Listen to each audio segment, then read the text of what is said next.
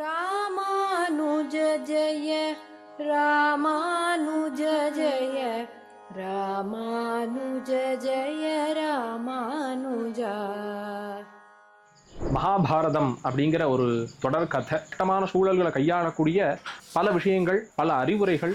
நமக்கு 4 யுகங்கள் இருக்குங்கிறது எல்லாருக்குமே தெரியும். சாட்சாத் ஸ்ரீமன் நாராயணனுடைய பல அவதாரங்கள்ல ஒரு அவதாரம் வியாசர். அப்படி பெருமாளே வணங்கியிருக்காரு. இப்படி மகாத்மியத்தோட சேர்த்து ஒரு தத்துவத்தை போதிக்கக்கூடியது புராணங்கள். இதற்கு மிஞ்சிய ஒரு காவியம்ங்கிறது கிடையவே கிடையாது. ஸ்ரீமதே ராமானுஜாய நமஹ. போன பதிவில் ஆதி அந்தம் இல்லாத, முதலும் முடிவும் இல்லாத நம்முடைய சனாதன தர்மத்துக்கு அடிப்படையாகவும் ஆணி வேறாகவும் இருக்கக்கூடிய முக்கியமான பிரமாண நூல் எது அப்படிங்கிறத பார்த்தோம். யுகங்கள் 4 இருக்குது. கிருத்த யுகம், திரேதா யுகம், துவாபர யுகம், கலியுகம். இந்த யுகங்களின் அடிப்படையில் தர்மம் மாறும், மனுஷனுக்கு சக்தி குறைஞ்சுட்டே வருங்கிறத உத்தேசம் பண்ணி பகவான் வேதவியாச மகரிஷி வேதத்தை பிரித்தார் அப்படிங்கிறதையும் பார்த்தோம். அதுவும் போராதுன்னு சொல்லி வேதவியாசர் அடுத்து இருக்கக்கூடிய மக்கள் மேலே, கலியுகத்தில் இருக்கக்கூடிய மக்கள் மேலே கருணை உள்ளத்தோட இதிகாசமாகிய மகாபாரதத்தையும் புராணங்களையும் எழுதி வச்சார் அப்படிங்கிறத பார்த்தோம்.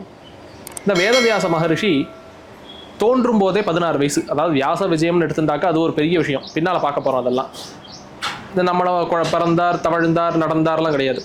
பிறக்கும் போதே 16 வயசோடு பிறந்தவர் வேதவியாச மகரிஷி. அந்த மகரிஷி வேதங்களை பிரித்து வச்சார், புராணங்கள்லாம் எழுதினார். மகாபாரதத்தை எழுதணும்னு நினச்சார். பிரம்மா வந்தார். எப்படி எழுதினார், எத்தனை ஸ்லோகங்கள், எல்லாம் போன பதிவில் பார்த்துருக்கோம். இப்போ இந்த மகாபாரதம் எப்படி மனுஷர்களுக்கு, நமக்கு எப்படி கிடைச்சது அப்படிங்கிறத பார்ப்போம். வேதவியாச மகரிஷியினுடைய பரம்பரை இந்த இடத்துல பார்க்கணும். பரம்பரைன்னு எடுத்தால் பெரிய பரம்பரை. இந்த கதைக்கு எந்த விஷயம் தேவையோ அதை நான் சொல்கிறேன். இப்போது போக போக எல்லாத்தையும் பார்ப்போம். வியாசருடைய பையன் பாண்டு. இந்த பாண்டுவுக்கு பிறந்தவர்கள் பாண்டவர்கள். அந்த 5 பேர் தெரியும். போக போக பார்க்க போகிறோம். அதில் அர்ஜுனன். வியாசர், பாண்டு, அர்ஜுனன், அபிமன்யு. அபிமன்யுனுடைய பையன் பரீட்சித் மகாராஜா, அவருடைய பையன் ஜனமேஜயன். கிட்டத்தட்ட வியாசருக்கு ஒரு 7 பேரன் அந்த மாதிரி வச்சுக்கோங்களேன். அந்த ஜனமேஜயன் ஆட்சி பண்ணிட்டு இருக்கான். எல்லாம் பாரத போர்லாம் முடிஞ்சுது. எல்லாரும் அவாவா போக வேண்டிய இடத்துக்கு போயிட்டா. ஜனமேஜயனுடைய ஆட்சி இப்போ நடந்துட்டுருக்கு. அப்போ வியாசர் அந்த சபைக்கு வரார். வியாசர் 7 சிரஞ்சீவிகள்னு சொல்லுவா, உங்களுக்கே தெரியும். அதில் வியாசர் ஒருத்தர்.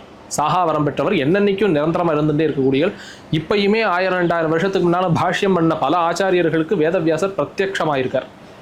வேதவியாசரை பார்த்துருக்கார்கள். அவர்களுடைய பாஷ்யத்தை கையில் வாங்கி பார்த்துருக்கார். வேதவியாசருங்கிறது அந்தந்த ஆச்சாரியர்களுடைய சரித்திரத்தில் வருது. அப்படி என்னன்னைக்கு இருக்கக்கூடிய வேதவியாசர் ஜனமேஜயனுடைய சபைக்கு உள்ள வரார்னா பெரியவர்களை எப்படி வரவேற்கணும்னு இருக்குது. போய் சேவிக்கணும், பூர்ண கும்பம் கொடுக்கணும், பாத பூஜை பண்ணணும், உள்ளே கூட்டின்னு வரணும், உட்கார வச்சு அவளுக்கு நம்ம பேருக்கு ஃபேன்லாம் போட்டு வச்சு அவளை சேவிச்சு ஆசீர்வாதம் பண்ணுங்கோ. பெரியவாள்லாம் நம்மாத்துக்கு வந்திருக்கு, எங்கள் குடும்பம் நல்லா இருக்கணும்னு ஆசீர்வாதம் பண்ணுங்கோ. தர்மகா மார்க்கத்தில் எங்கள் பரம்பரை இருக்கணும், ஆசீர்வாதம் பண்ணிட்டு என்னன்னு விசாரிக்கணும். எப்படி விசாரிக்கணுங்கிறதுலாம் இருக்குது. அதை மாதிரி ஜனமேஜயன் எந்தெந்து போனான், சேவிச்சான், ஸ்ரத்தா பக்தி பூர்வகமாக வேதவியாசருக்கு ஸ்வாகத்தம் சொல்லி உள்ளே வரவேற்று அவருக்கு உண்டான உபச்சாரங்கள் எல்லாம் பண்ணினான். பண்ணிவிட்டு ஒரு கேள்வி கேட்குறான். இதில் இருந்து இந்த கேள்வி தான் ரொம்ப முக்கியமான கேள்வி. இதில் இருந்தால் மகாபாரதம் நமக்கு கிடைக்க போகிறது. என்ன கேட்டான்னா, ஹே மகரிஷி, நீங்கள்லாம் ரிஷிவரியர்கள். பொதுவாக ரிஷிகள்னாலே மந்திர திரஷ்டாக்கள்னு பேர்.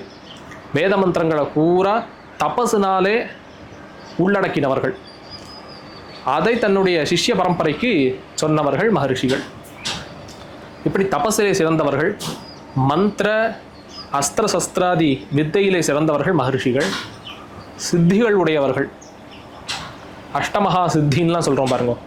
அனிமா, மகிமா, கரிமா, லகிமா, பிராப்தி, பிராகாமிய, ஈஷித்வம், வசித்வம்னு பேர். இதுக்கு தான் அஷ்டமகா சித்தின்னு பேர். இது யோகசாஸ்திரத்தினால கிடைக்கக்கூடியது.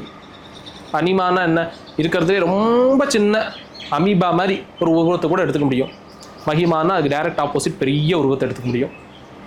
கரிமா, கனமாக இத்தனோண்டா இருப்பார் ஆள், பார்த்தா ஒரு எத்தனையோ டன் கணக்கில் தன்னுடைய வெயிட்டை இன்க்ரீஸ் பண்ணிக்க முடியும். லகிமா, எவ்வளோ பெரிய ஆளாக இருந்தாலும் மயிரறகில் 10 பங்கு எப்படி இருக்குமோ அந்த அளவுக்கு எடையை குறைச்சிக்க முடியும். அதை மாதிரி பிராப்தி, எப்பேற்பட்ட விஷயத்தையும் தான் அடையிறது, இது ஒரு சித்தி. பிராகாமிய, எந்த இடத்துக்குள்ளே வேணாலும் உள்ளே போயிட்டு வரக்கூடிய ஒரு தனித்தன்மை. எந்த இடத்துக்கு இஷ்டப்படுறோமோ அந்த இடத்துக்கு சந்திர கிரகத்துக்கு போகணுமா போகலாம், எங்கே வேணாலும் போகலாம். இப்படிலாம் ரிஷிகள் சஞ்சாரம் பண்ணி தான் கோள்களுடைய ஆராய்ச்சியெல்லாம் நமக்கு எடுத்து கொடுத்துருக்கார்கள். சங்கராச்சாரியார் பரகாய பிரவேசம் பண்ணார், இன்னொருத்தனுடைய உடலுக்குள்ளே போயிட்டு வந்தாருங்கிறதெல்லாம் பார்க்குறோம். பிராகாமிய இந்த மாதிரி ஈஷித்வம்னா என்னென்னா அவரே லீடர். எப்பேற்பட்ட சபைக்கும் அவர் தான் அத்தியக்ஷர். அவர் என்ன சொல்கிறாரோ அதான் எல்லாம் கேட்க போகிறார். வசித்துவம் எப்பேற்பட்ட ஆளையும் வசியம் பண்ணி தனக்கு கீழே கொண்டு வரது. இதெல்லாம் சித்திகள்னு பேர். இப்படிப்பட்ட உயர்ந்த சித்திகளையும் தபஸும் மந்திரசாஸ்திரமும் அஸ்திரசஸ்திர வித்தைகளும் திரிகால ஞான சம்பன்னர்கள்னு பேர். 3 காலத்துலையும் என்னென்ன நடக்க போகிறதுங்கிறது நல்லா தெரிஞ்சு வச்சுக்கூடியவர்கள் நீங்கள்லாம் ரிஷிகள். இப்போ நமக்கே இப்படி நடந்தால் அப்படி நடக்க போகிறதுங்கிறது சில இடங்களில் நமக்கே தெரிய வருது இல்லையா? இப்போ நமக்கு யோகா பண்ணி அஷ்டமகா சித்திலாம் வராட்டாலும் பரவாயில்ல, ஏதோ இன்னைக்கு வாழ்க்கையில் பொழப்ப ஓட்டுறதுக்கு ஒரு கஷ்டம் வந்தால் அதுலேருந்து மீண்டு வரத்துக்கு, இல்லைன்னா அதை கடந்து போகிறதுக்கு, இல்லைன்னா அதை கையாளுறதுக்கு உண்டான தன்மைங்கிறது கண்டிப்பாக நம்ம பண்ணுற யோகாவுக்கு வரும். ஸ்ரத்தையோடு பண்ணினா சித்தி வரத்துக்கு தான் எங்கேயோ போய் மலை மேலே உட்காரணும், இல்லை குடும்ப ஊட்டியெல்லாம் விட்டுட்டு போகணும். இது காலையில் நித்தியம் ஒரு 1/2 மணி நேரமோ 3/4 மணி நேரமோ தியானம் பண்ணினா நமக்கே இந்த தன்மை வருங்கிறது சாஸ்திரம். கண்டிப்பாக இது நிறைய பேர் பிரத்யக்ஷத்தில் நீங்களே பார்த்துருக்கலாம். நீங்கள் ஒரு அசம்ஷன் எடுத்து ஃப்யூச்சரில் அது கண்டிப்பாக சரியாக வந்திருக்கலாம்.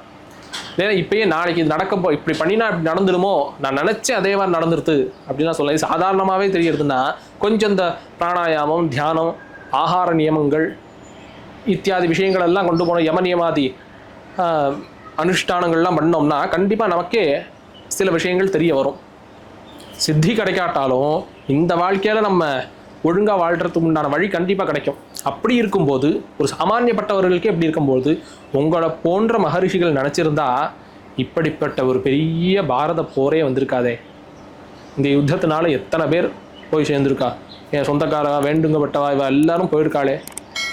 இந்த பாரத போர் வராமல் நீங்கள் நினச்சா தடுத்துருக்கலாமே. உங்களை மாதிரி மகரிஷிகள் நீங்கள் நினச்சா தடுத்துருக்கலாமே, ஏன் பண்ணலை அப்படின்னு கேட்கலாம் ஜனமேஜயன். இந்த கேள்விக்கு வியாசர் பதில் சொல்ல போகிறார். என்ன பதில் சொல்ல போகிறார் அடுத்த பதிவில் பார்ப்போம். ஸ்ரீமதே ராமானுஜாய நமஹ.